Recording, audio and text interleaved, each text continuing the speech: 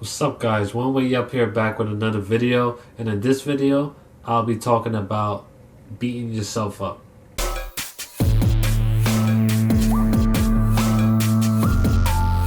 How to beat yourself up.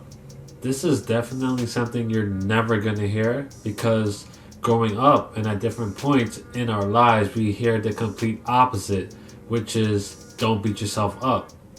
And people do say those things for good reason, because it makes a lot of sense, and many of us have been guilty of this, and people do this all the time where they are overly critical of themselves in certain situations.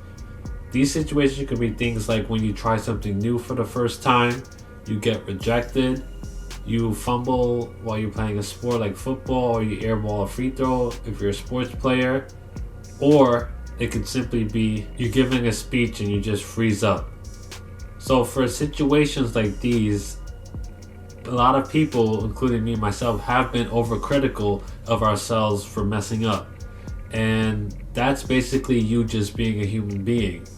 The odds are simply against us. We are not 100% perfect. So whatever we do or try isn't going to work out 100% of the time. So therefore, we are bound to mess up, and things aren't going to go the way that we want them to go. So if things are not going to go the way we want them to go, that just basically makes us human, and that's just a natural part of us being who we are. So if you are going to beat yourself up over things that you can't control, and just you being who you are, that makes no sense. It's just going to bring you down. It's going to be a waste of time and energy on your part. But knowing how to beat yourself up for the right things can be very important. I do this to myself.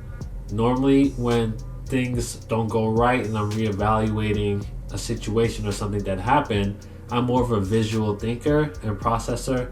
So I imagine myself, which is me, the living me, sitting down in a room. It's like a boardroom that I do this in my head, and I'm talking to the more experienced version of myself, the version of myself that knows who I am, knows the truths, the things about me, what I should and shouldn't do, and I just have a back and forth conversation with that person, which is myself.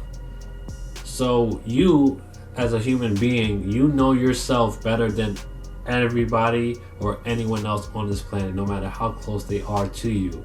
You know the truths about yourself. You know what you should and shouldn't do. So therefore, holding yourself to a high standard involves you being completely honest with yourself.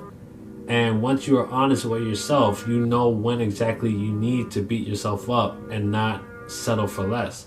This goes into holding yourself accountable. You need to hold yourself accountable by beating yourself up when you start to slack off, when you don't do the things that you need to do. See, a lot of people go easy on themselves and they just let themselves slide with a bunch of BS and things that they shouldn't allow themselves to let slide.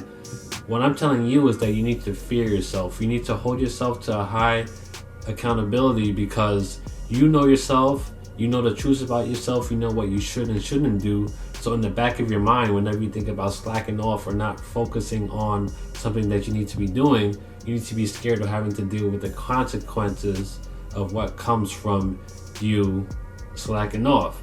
So I do have a video that you can watch. I'm going to put a link to it, where I talk about how you should not lie to yourself. The key to doing this the right way is you need to be completely honest and open with yourself, and that involves courage and confidence, because not everyone is that way.